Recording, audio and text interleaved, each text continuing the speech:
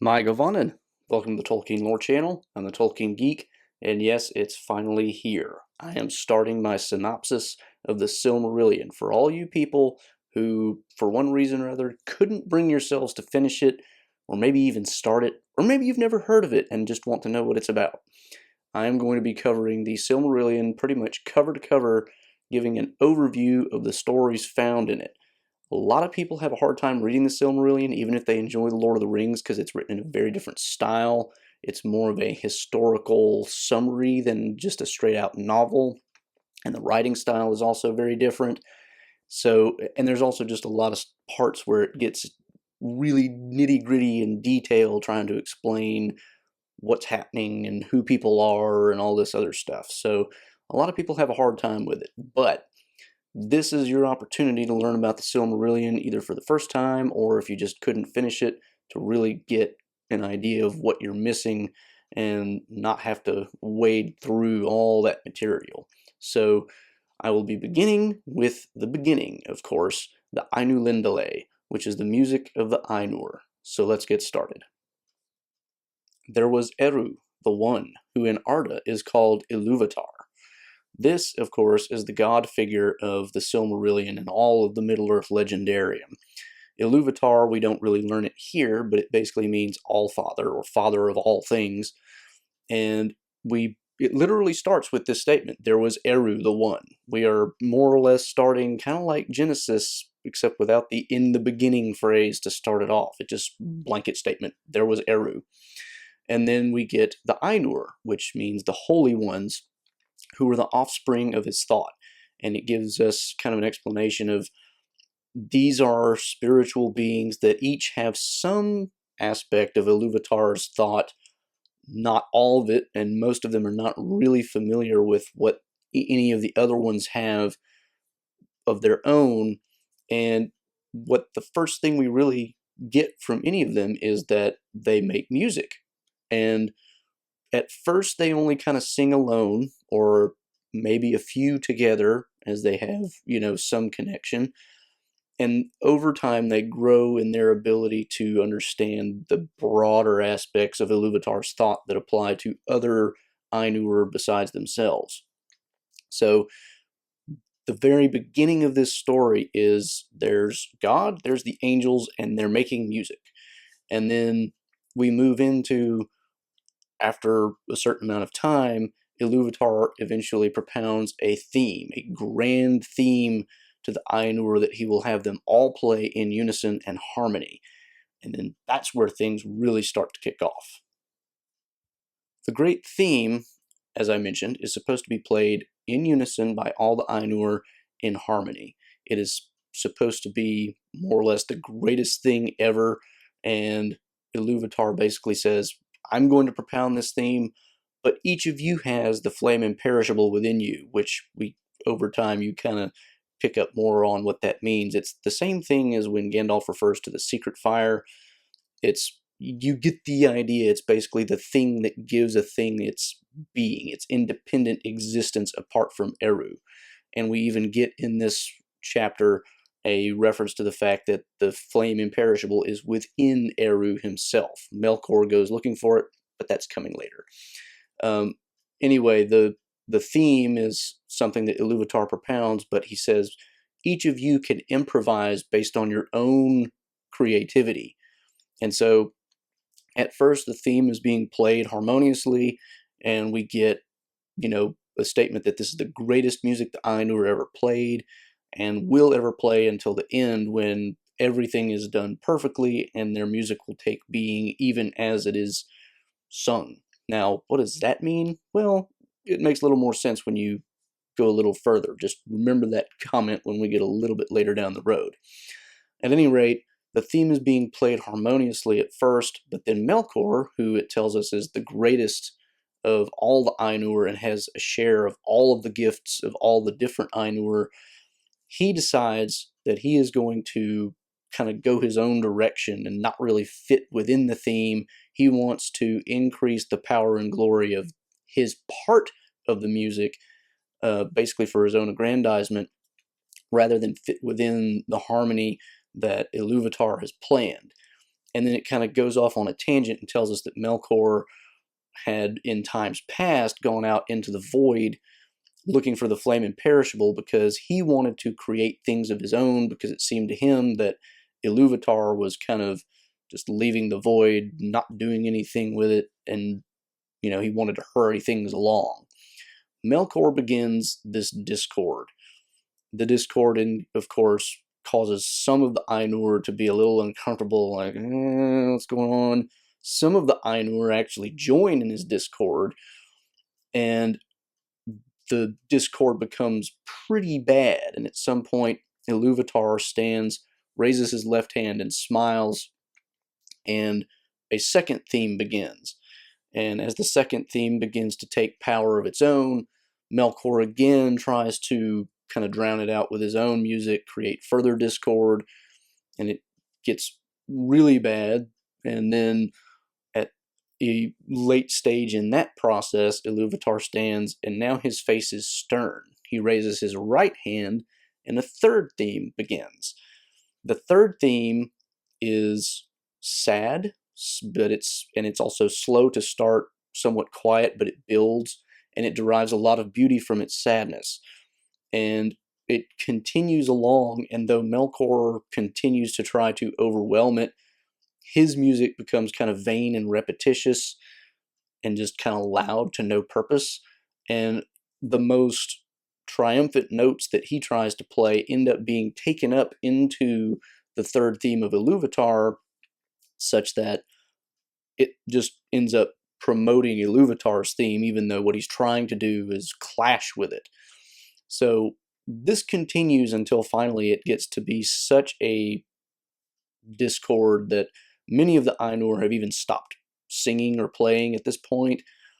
Iluvatar finally stands, and his countenance is terrible to behold. Basically, he's getting really angry at this stage.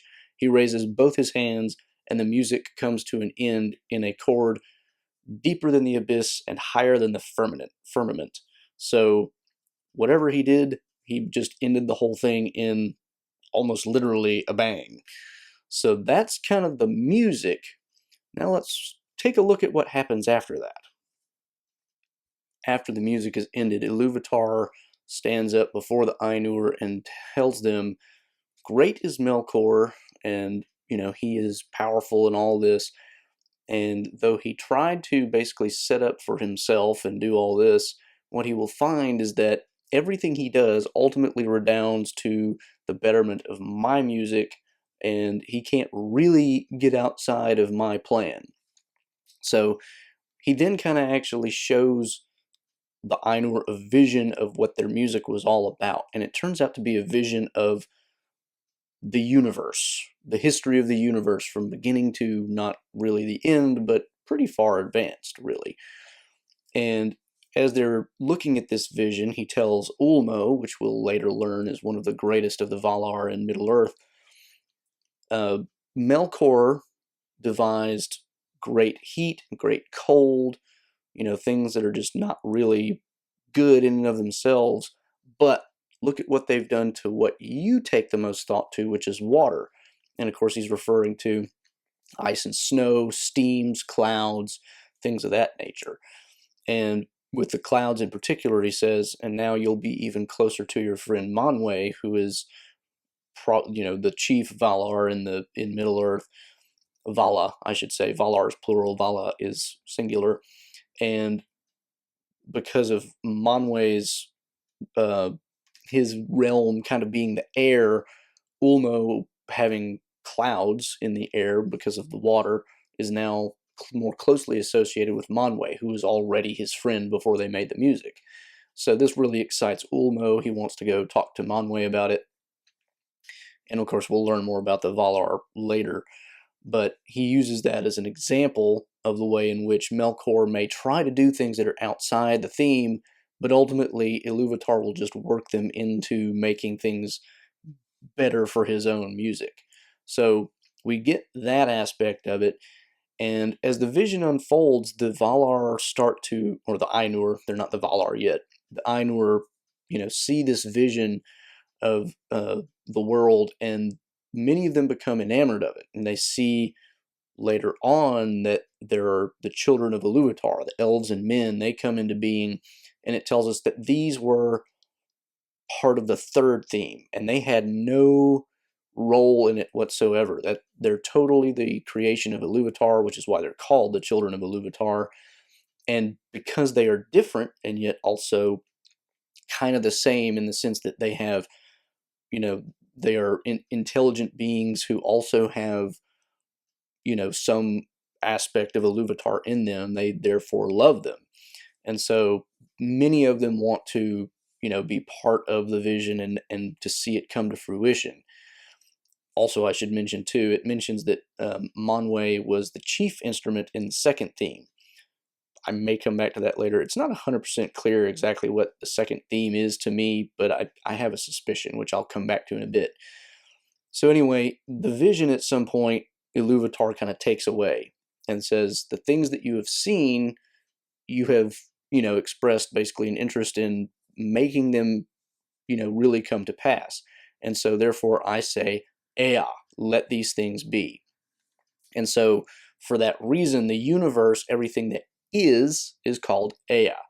And then what we get is a description of the fact that many of the Ainur then enter into Ea, which is the created order, and begin to do the work of bringing things to the point at which they kind of saw the vision, which when they enter into Ea, they actually see it's really undeveloped, and they have to do a lot of work to get it to the point that what they saw in the vision actually was. And so they're doing a lot of work to prepare for the coming of the children of Iluvatar. And it says that Melkor also entered in, and that at first he at least pretended, maybe even to himself, that he wanted to do it so as to, kind of mend his own hurts and protect the children of Iluvatar from the not so nice things that he wove into the fabric of the theme. But ultimately, what we find out is Melkor really just wants to mess up everything the other Ainur do, and it creates a lot of discord, no pun intended.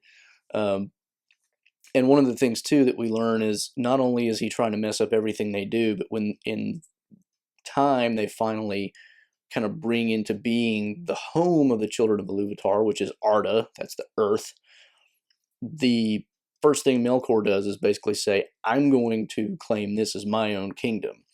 Manwe, of course, says, no, we have all had a part in creating this. You're not going to do that. So for a time, Melkor kind of flees, kind of goes off and does his own thing in other parts of Ea. And the Valar, and this is where we kind of learn about the Valar, the ones who enter into Ea become known as the Valar, which is the powers. And it says that men have often called them gods. That'll become relevant again. This part where Manwe tells Melkor, no, you're not going to, rule this place by yourself. It's not just yours. This is where I kind of think the second theme being, based largely on Manwe probably has to do with the creation of Arda specifically within Ea. That's just kind of my guess. It's never really made 100% clear, and I think Tolkien was probably trying to make it somewhat vague. But anyway, they begin shaping Arda into something habitable, and they take forms that are akin to the elves and men that they saw in the vision.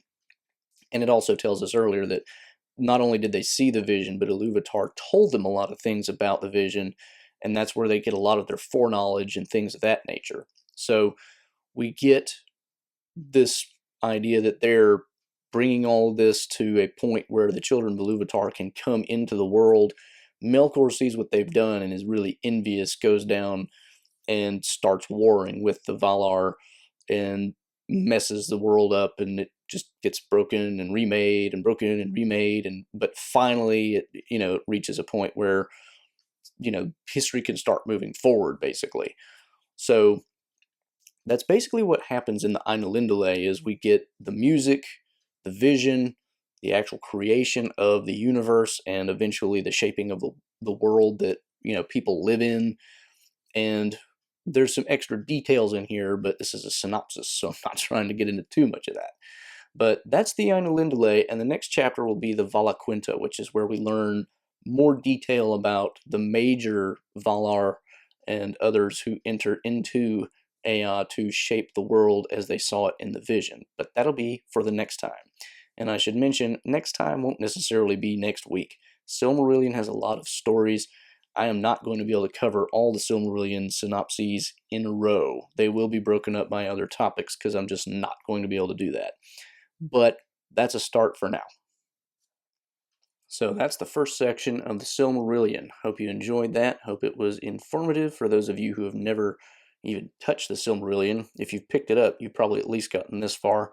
But you can definitely see some interesting things here where Tolkien is already building on both pagan beliefs and Judeo-Christian type beliefs in terms of building his cosmology. I'll let you suss that out because this is not a literary analysis episode. I may come back and do that sort of thing later. But for now, this is an intro to the Silmarillion. We're getting started, so do keep your eye out. If you're interested in this series, I will be covering the entire Silmarillion, like I said, so keep an eye out for these episodes. I will definitely make a playlist where I'll keep all of them too, so you can find them easily and keep up if you miss any. I'll link to that playlist below in the description. I'll also link below to the video that I did on the creation and shaping of Arda, because I kind of give there a very broad overview of the history of the world as we know it in Tolkien's mythology, which kind of starts from this point at the very beginning to the downfall of Numenor and the making the world round. Fun stuff. So I'll link to that video as well. At this point, though, if you did enjoy the video, please give it a like, share it around to anybody else who's interested in learning more about the Silmarillion. You can follow me on Twitter at JRRTLore, and you can support the channel with my Patreon link, which I'll put in the description below as well. If you want to subscribe to the channel, and you should if you want to keep up with the Silmarillion series, you can do that here. You can check out 2 of my previous videos here. And until next time, I am the Tolkien Geek, signing out for the Tolkien Lore channel. Namarie.